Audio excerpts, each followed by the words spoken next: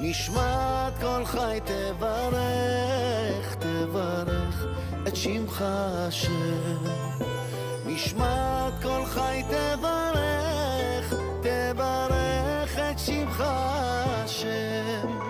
ומבלעדיך אין לנו מלך ומלך. Shalom Ouvracha, Parashat Chaye Sarah. C'est l'occasion pour nous de traiter d'un sujet brûlant de notre génération, le Shidduch. Comme on le sait, c'est la première fois qu'il y aura un arrangement autour du Shidduch, puisque Abraham Avinu, il envoie son serviteur Neheman Eliezer pour chercher une femme pour son fils Yitzhak.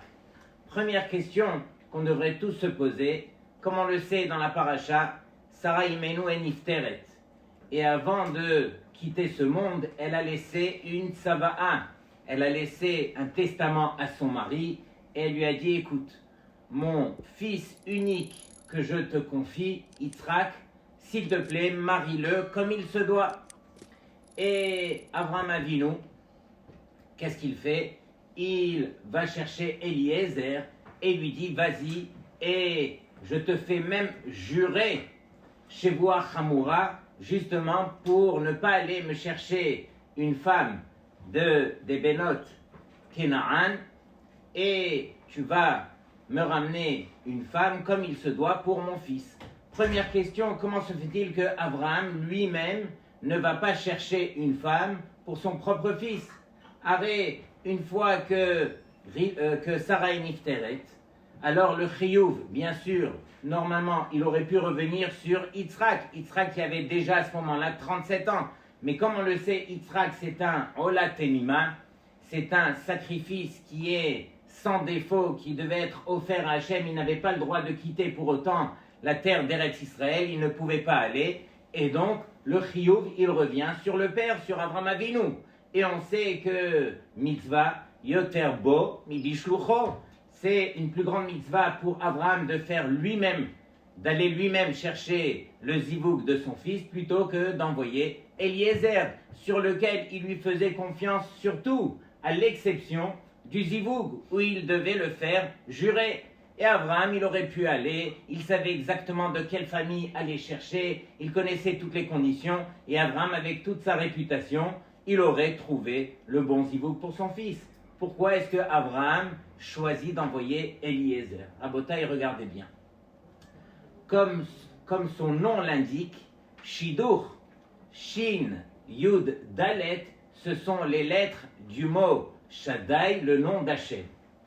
Et qu'est-ce qui reste? Il reste le Vav et le Kaf qui forment 26. Bien sûr, le nom d'Hachem, Yud, Ke, Vav, Ke. Il faut réaliser que le Shidduch, c'est uniquement Hachem. Quelqu'un qui comprend que le Shidduch, ça ne dépend pas de lui, c'est uniquement Hachem, alors il a peut-être une chance de s'en sortir. De même, Avraham Avinu, c'est ce qu'il vient enseigner à toutes les générations à venir.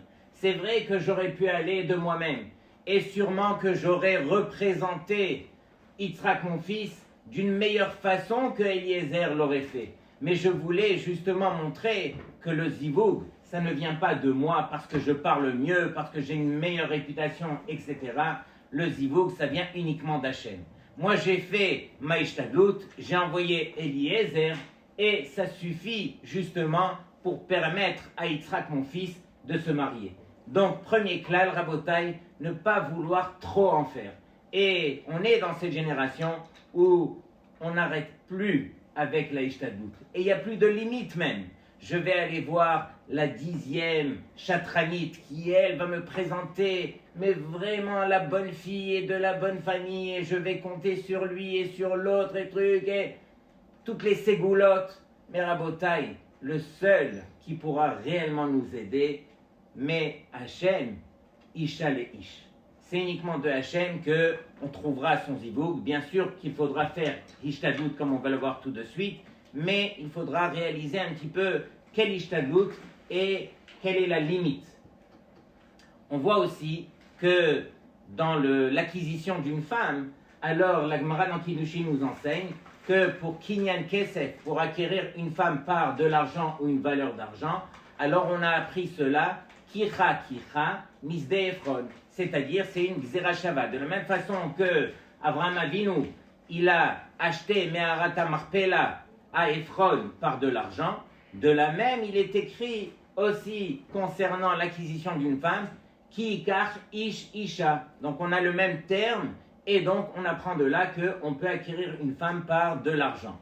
Mais Rabotai, est-ce que la Torah avait besoin de choisir ce rachat Ephron pour nous enseigner l'acquisition d'une femme par de l'argent? Il n'y avait pas d'autres endroits où on aurait pu l'apprendre plus gentiment, plus de manière plus kadosh. Pourquoi est-ce qu'on l'a appris de Ephron?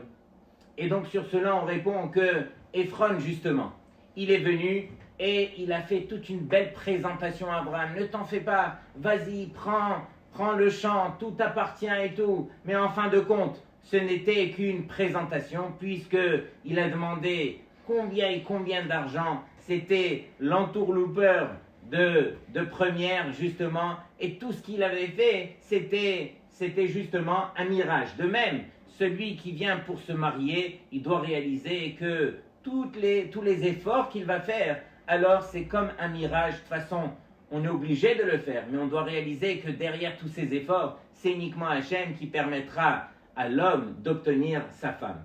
De même, on a vu qu'il y en a eu 3 qui ont mérité leur zivoug près du puits, près du Be'er. On voit dans notre paracha où Eliezer, il a été proche du puits justement pour trouver le zivoug de Yitzhak. On voit par la suite Yaakov Avinu, lui aussi, grâce au puits, il a trouvé Rachel. Et par la suite, Moshe Rabbeinu aussi, grâce au puits. Et sur cela, les Mefarshim de dire que le puits ne dépend pas de nous à 100%. Qui c'est qui a mis de l'eau? Qui c'est qui a conçu ce puits? Ce puits, c'est un trou que Hachem a créé. Il a mis de l'eau. Rien ne dépend de l'homme. De la même façon que ce puits ne dépend pas de l'homme, de la même façon le zivoug ne dépend pas de l'homme, il dépend uniquement d'Hachem. Encore une fois, le même enseignement qui revient, mais Hachem, Isha le Ish. C'est uniquement si l'homme réalise que ça vient d'Hachem, alors il va comprendre qu'il est venu jouer son rôle sur terre, mais qu'il doit aussi patienter que Hachem lui accorde son zivoug. Et plus que cela, même s'il ne sait pas patienter, il doit réaliser que tous les efforts qu'il fera, alors c'est quelque part une présentation, mais c'est uniquement Hachem qui permettra à l'homme d'arriver à son zivoug. Dans la paracha de cette semaine, lorsque finalement Eliezer, une fois qu'il a vérifié justement la fille pour le fils de son maître, il a vérifié Rivka, alors il est écrit qu'il est parti voir Lavan et Bethuel et il leur a dit, mais c'est vraiment Me'et Hachem. Et voici la réponse de Lavan et de Bethuel dans notre paracha. Vaya'an Lavan ou Bethuel, Vayomeru, me Hachem yatsa hadavar. C'est uniquement d'Hachem que la chose, elle a été faite.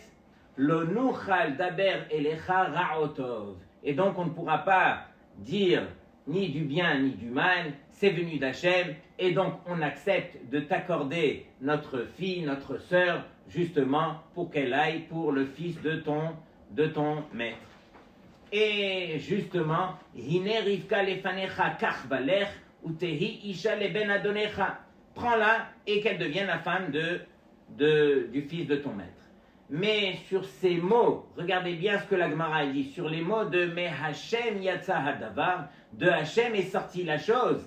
La Gemara, elle, vient nous enseigner dans Moed Katan, il est écrit Mina Torah ou Mina Nevim ou Mina Ktuvim, Me Hachem isha le ish. On voit que sur ce sujet, dans la Torah, dans les Nevim, dans les Ketuvim, on voit qu'il y a des preuves que de Hachem, alors la femme, elle vient pour l'homme. Et donc, sur cela, on pose la question, on dit, mais tout vient d'Hachem. Pourquoi est-ce qu'on a mis l'accent mais Hachem, Isha le Ish? C'est pas uniquement Isha, n'importe quoi sur terre, ça vient mettre Hachem. Pourquoi est-ce que je vais mettre l'accent plus sur la femme que sur autre chose? Alors regardez bien les preuves. De la Torah, on voit que Me Hashem Ishale Ish Vaya'an Lavadu Betuel Vayomeru Me Hashem Yatsa Davar, comme on vient de citer, c'est de Hashem que est venue la chose. Dans les Nevi'im, il est écrit Ve'aviv ve'imo lo yad'u ki Me Hashem hi. Et donc, là-bas aussi, on fait la même référence que ça vient d'Hachem, et on fait référence, bien sûr, de la femme. D'Ektuvim, dans Shoftim, il est écrit Bait vehon nachalat avot ou me Hachem isha maskelet. Et donc, de Hachem, alors encore une fois, une femme qui est maskelet, qui est intelligente, etc. Tout ça pour dire que, bien sûr que tout vient d'Hachem. Mais il y a une chose que Hachem continue à faire jusqu'à aujourd'hui. C'est vrai qu'il y a eu Bat Kol qui est sorti 40 jours avant la création du Vlad, du fœtus. Alors cette Bat Kol, la voix céleste, elle dit que Bat Ploni les Ploni, c'est-à-dire que un tel pour un tel. Mais jusque-là, qu'est-ce que Hachem y fait? La Gemara nous dit, mais avec Zivugim. C'est Hachem qui lui réunit les couples. C'est vrai que peut-être que des choses ont été décidées dans le ciel, mais il faut réaliser que concrètement, qui c'est qui réunit les couples? C'est Akadosh Baruch Hu. Et on le voit, combien est-ce qu'il faut d'aide du ciel spéciale dans les moindres détails, justement pour arriver à se marier. Entre parenthèses, le Chida il dit, comment se fait-il qu'il y ait autant de difficultés pour rencontrer son zivoug? Est-ce que vous vous êtes posé la question? Aujourd'hui, il y a tellement de gens qui souffrent à ce niveau. Ils font combien d'efforts, ils sont partis voir combien ils ont fait de ségoulottes, et toujours rien, on dirait que la porte est fermée, qu'est-ce qui se passe? Et donc le Chida de dire que l'homme il est venu sur terre, et il est venu pour réparer un de ses gilgulim antérieurs, une de ses réincarnations, et donc il a beaucoup de travail à faire quand il arrive sur terre. Il doit enlever tous les écrans qui lui permettent de se rapprocher d'Hachem. De même, cette fille aussi, qui sera son zivoug, elle aussi, elle est venue réparer combien de réincarnations avant elle. Et elle aussi, elle doit enlever toutes ces écorces. Et donc, c'est compliqué pour que chacun réussisse et qu'ils arrivent à se retrouver au bon moment, au juste moment, justement pour créer le zivoug. Et donc, il faut beaucoup d'aide du ciel. Et donc, c'est la raison pour laquelle, alors pour certains, ça prend beaucoup plus de temps que pour d'autres. Mais on est tous venus pour servir Hachem. Et il faut, encore une fois, faire confiance à Hachem. Chacun, il a son moment, le zivoug qu'il devra rencontrer. Et ne vous en faites pas. Akadosh Baruch Hu fait bien les choses. Et il vous permettra de vous marier en temps et en heure avec le meilleur zivoug pour vous comme il se doit, à condition bien sûr que de dépendre uniquement d'Hachem. Rabotai, la question que je voudrais partager avec vous ce soir. On sait que a priori le shidur c'est Min Hashamayim. Alors si c'est Min Hashamayim, comme on va le voir, alors pourquoi faire tous ces birurim? Pourquoi vérifier de tous les côtés? Est-ce que c'est la bonne fille? Est-ce que c'est la bonne famille? Est-ce que c'est quoi ces midotes, etc. A priori, la première fille qu'on nous présente, si ça correspond, on devrait se marier. Puisque, mais Hachem, Isha le Ish, ça vient uniquement d'Hachem, alors on n'a pas besoin de rentrer dans tous ces birurim. Et selon le Rambam, tout dépend du choix de l'homme. Tout dépend de sa bechira. Comme il est enseigné dans le Shmoné Prakim du Rambam, Melamed Ikar Gadol Be'emuna.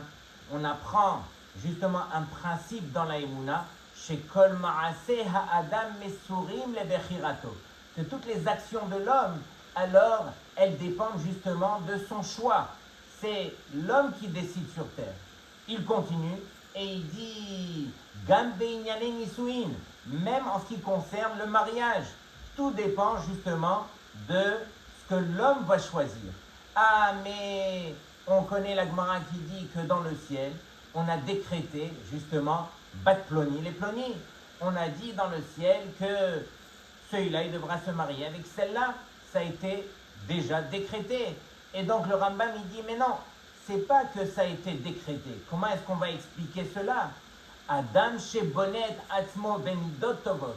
L'homme qui va se construire par des bonnes midot, besechel yachar ou beirat shamaim, avec justement un sechel, une intelligence qui est droite, ou beirat shamaim, avec beaucoup de irat shamaim, beofen tiv'i, de manière naturelle, yizke ve'imacher el bat zug.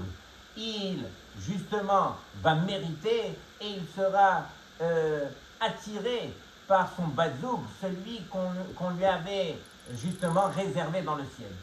Ve'adam shemidotav mekukalot, et l'homme qui ne sait pas travailler, alors yagi alo lefi machéou, il va mériter selon ses actions.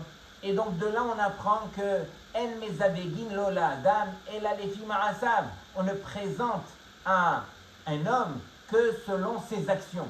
Celui qui sait travailler, alors il méritera justement celle qu'on lui avait réservée dans le ciel en fonction de ses actions.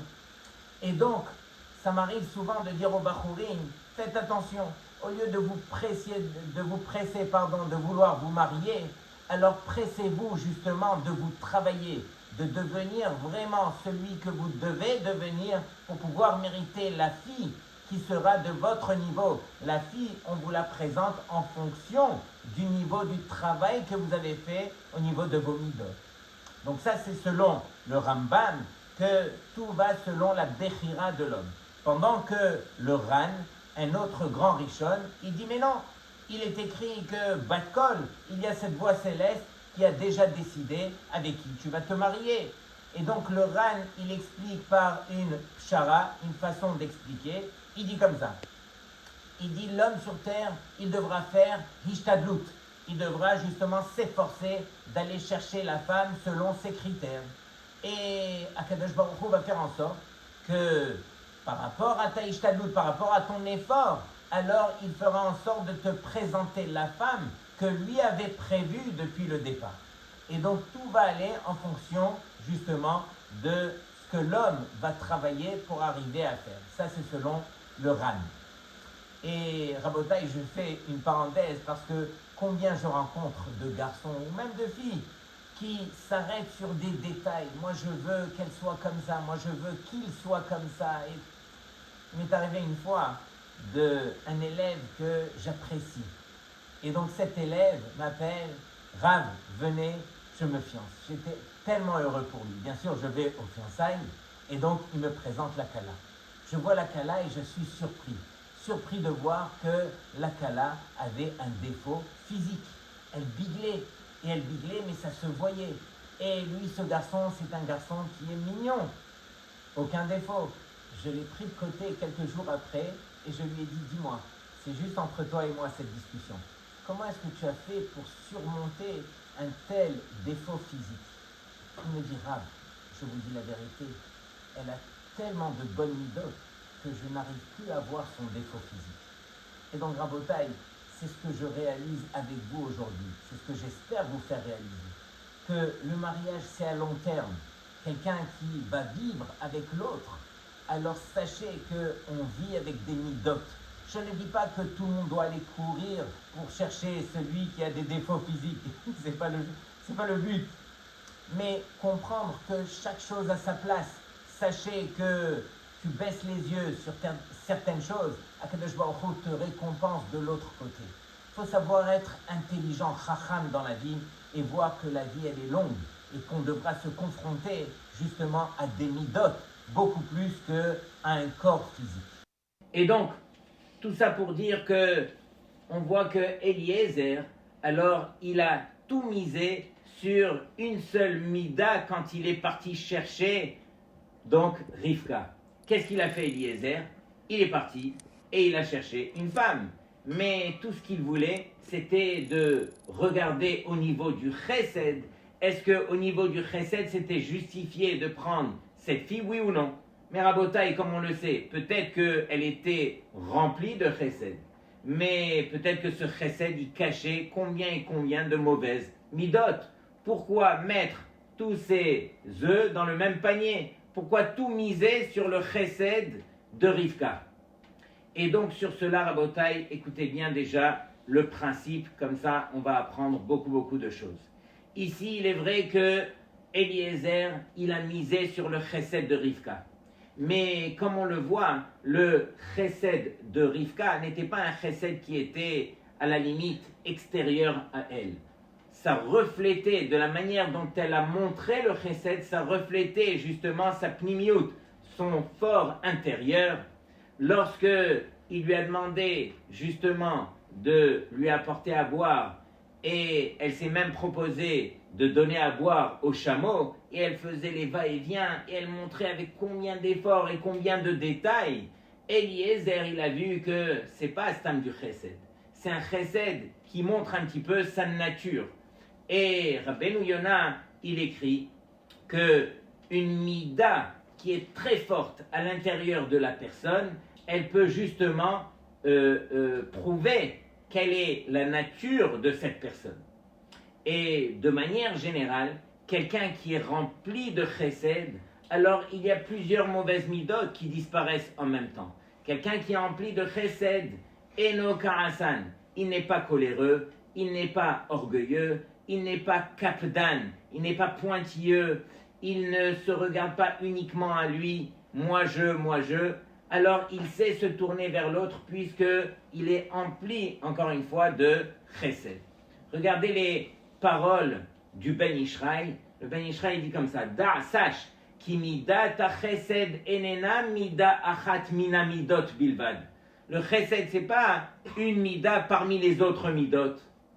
Il dit, Elahi shoresh hamidot kulan, c'est la racine de toutes les midot. Donc parmi les bonnes midot que vous allez chercher chez votre futur conjoint, chesed en fait partie. Kevan she'adam rachman venadiv libo, puisque un homme, justement, il a le cœur qui est doux et il a envie de donner, hare libo patuach latov ush'ar hamidot mistadrot al nachon.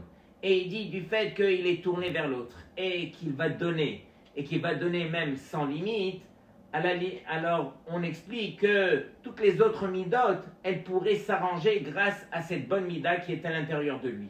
Et donc c'est la raison pour laquelle Eliezer, lorsqu'il a demandé, il cherchait une femme pour Yitzhak, il n'a pas cherché une grande intelligence, ou est-ce qu'elle parle bien, etc. Et la bikesh les galotes shoresh aneshama imtov olo. Il cherchait la racine de la neshama. Est-ce que c'était de la même façon que ça revenait de la maison de son maître ou pas? Est-ce que c'est un bon shoresh neshama ou pas? Et il a vu que justement ça rejoignait tout à fait ce qu'il avait vu dans la maison de son maître. Et donc, regardez bien Rabotai, si on se pose la question, est-ce que on doit faire des birurim, on doit vérifier, est-ce qu'un homme doit chercher exactement tous les détails avant de rencontrer? Alors j'ai vu un très très beau midrash justement qui montre que Eliezer lui-même, bien que dans le texte on ne le voit pas clairement, on voit que Eliezer il a juste été chercher une fille qui allait donner à boire, qui allait lui donner à boire et en fin de compte qui allait donner à boire aussi à ses chameaux. Et donc, Eliezer, on dirait qu'il n'a pas fait de birurim, qu'il n'a pas vérifié. Or, le Midrash, il dit comme ça, que Eliezer, lorsqu'il est arrivé, la Torah, elle dit, il est arrivé, le'et erev, le'et tzet hashoavot. Il est arrivé au moment où toutes les jeunes filles, elles sortaient, justement pour aller puiser de l'eau. Et donc, il est arrivé au bon moment, quand Rivka allait sortir. Mais regardez ce que le Midrash nous enseigne. Amar Ravuna, il dit, Besha'a she'adam holech, Likach Isha, au moment où un homme il doit aller pour prendre une femme, Veshama Kol Klavim Menaprim, et il a entendu des chiens en train d'aboyer, Humetzit Ma'inun Amrin, alors il doit écouter ce que ces chiens sont en train de dire. Et qu'est-ce qu'ils disent les chiens? Le'et Erev, Le'et Setashoavot. Il ramène le verset de notre paracha où justement à l'endroit où se trouvaient les filles et c'est là-bas que Eliezer a choisi cette fille. Que veut dire ce midrash? Le Etz Yosef, il explique, il dit que ici, de quoi est-ce qu'on parle ici? On parle de chiens qu'on va écouter, qui vont aboyer. C'est eux qu'on va écouter pour savoir qui on va marier.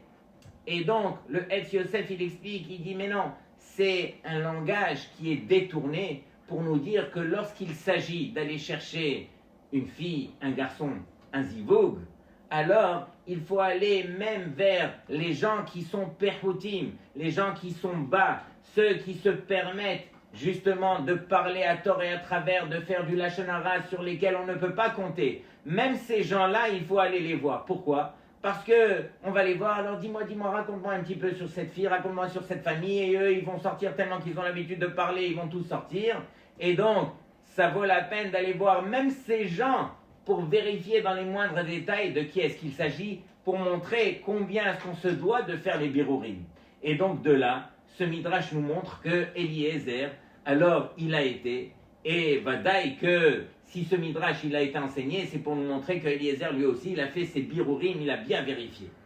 Mais la question qu'on se doit de faire, c'est que, qu'on se doit de poser, c'est que lorsque je vais enquêter au niveau des midotes d'une personne, c'est assez compliqué. On sait qu'on doit aller chercher, on va dire, une fille d'une bonne famille, avec un bon yichus, avec justement la fille d'un talmid chacham, une famille qui a des grandes valeurs. Mais quand on veut rencontrer, lorsqu'on veut présenter une fille ou un garçon, alors on va se renseigner et on va voir, est-ce que finalement c'est une jolie fille?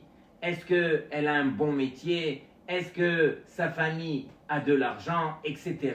Est-ce qu'on a le droit de faire des choses pareilles? Arrête, la Gemara, elle dit, écoutez bien ce que la Gemara, elle dit, Kol hannose isha leshem mamon o leshem yofi. Tout celui qui vient pour se marier avec une femme uniquement pour son argent ou pour sa beauté, Yihyelo banim lo meuganim.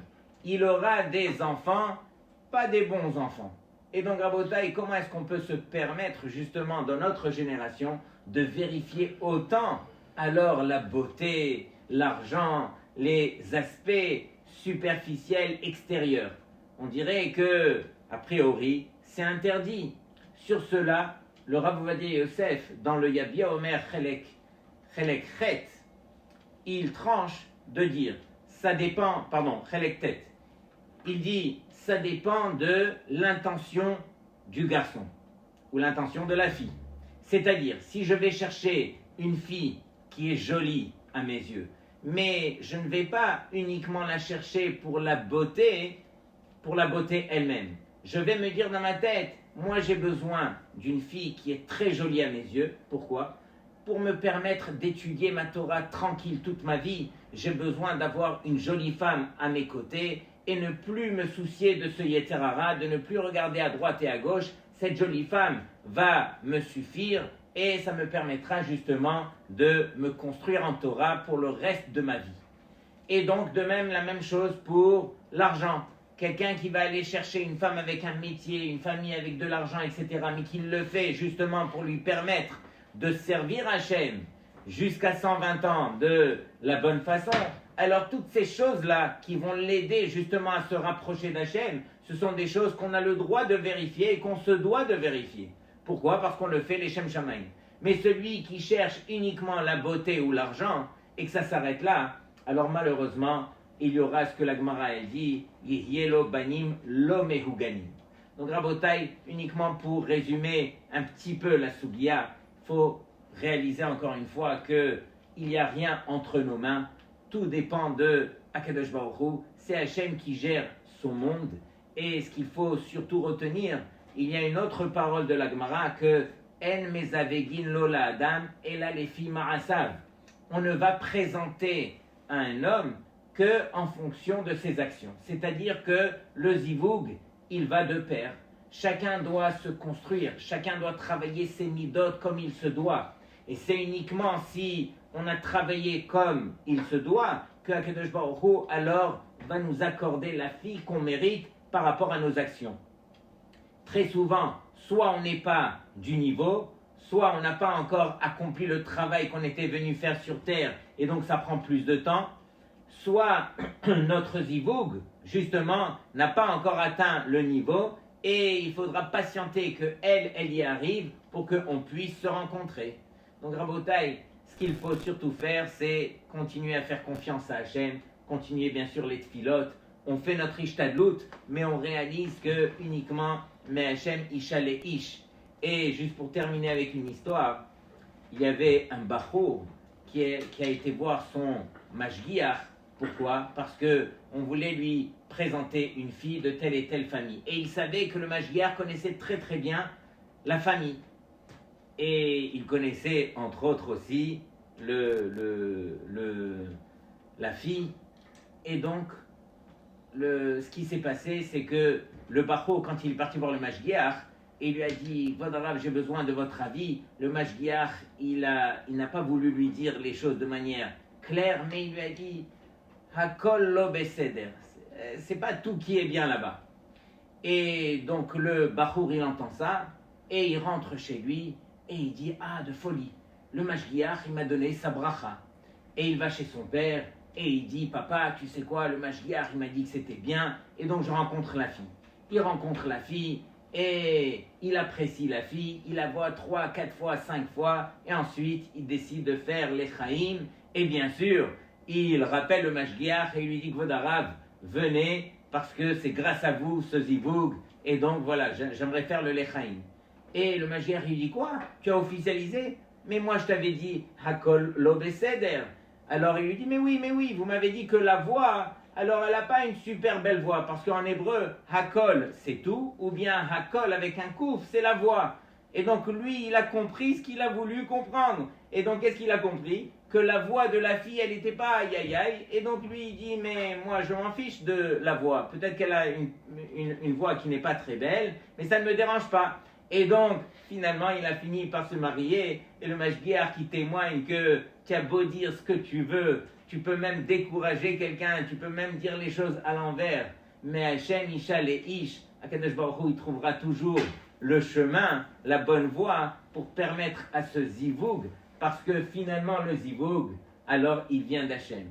Donc Rabotai, toutes les chokhmot, toute l'intelligence qu'un homme, alors il peut avoir sur terre, alors il devrait apprendre à la mettre de côté lorsqu'il s'agit du shidur, comme on l'a dit, et éventuellement apprendre à faire confiance à Hachem et justement garder ces choses-là comme il se doit. On fait ishtadlut, mais on ne devient pas fou, on ne pense pas à ça du matin au soir et on essaye de justement permettre, grâce à nos actions, de rejoindre le niveau qu'on doit atteindre justement pour rencontrer son zivug. Les Kulchem, je vous souhaite de rencontrer votre zivug comme il se doit et que Akadosh Baruch Hu vous ouvre les portes. Shabbat Shalom et Kulchem.